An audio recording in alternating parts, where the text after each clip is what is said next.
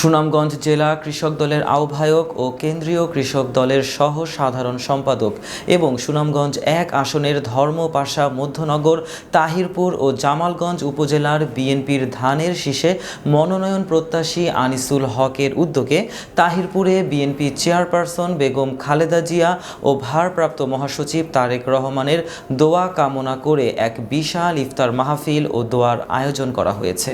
BNP নেতা সাবেক UP chairman রাখাবউদ্দিনের সভাপতিত্বে ও তাহিরপুর উপজেলা যুবদলের আহ্বায়ক এনামুল হকের সঞ্চালনায় প্রধান অতিথির বক্তব্য রাখেন সুনামগঞ্জ জেলা কৃষক দলের আহ্বায়ক, সুনামগঞ্জ জেলা বিএনপির আহ্বায়ক কমিটির সদস্য ও সুনামগঞ্জ ১ আসনে বিএনপির মনোনয়ন প্রত্যাশী আনিসুল হক। বিশেষ অতিথি হিসেবে বক্তব্য রাখেন সুনামগঞ্জ জেলা বিএনপির আহ্বায়ক কমিটির সদস্য আনসার উদ্দিন, আবুল কালাম আজাদ, তাহিরপুর উপজেলার আহ্বায়ক বাদল মিয়া সহ সুনামগঞ্জ জেলা ও তাহিরপুর উপজেলার বিএনপি ও অঙ্গ সংগঠনের নেতৃবৃন্দ। এ সময় আনিসুল হক বলেন, সুনামগঞ্জ ১ আসন তাহিরপুর, ধর্মপাশা মধ্যনগর ও জামালগঞ্জ ধানের শীষ এর ঘাঁটি।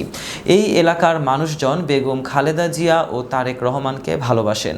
যদি সুষ্ঠু ও নিরপেক্ষ নির্বাচন অনুষ্ঠিত হয় তাহলে মানুষজন ধানের শীষ প্রতীকেই ভোট দিবে। আমি এই এলাকার সন্তান হিসেবে দিন রাত মানুষের জন্য কাজ করে যাচ্ছি। আশা করি দল আমাকে মূল্যায়ন করবে। এই যে শিশুদেরকে হত্যা করছে, ফিলিস্তিনবাসীকে হত্যা করছে, তাদের হত্যার উৎস সারা পৃথিবীতে মুসলিম উম্মার যে প্রতিষ্ঠা, সেটুকু প্রতিষ্ঠা পাক।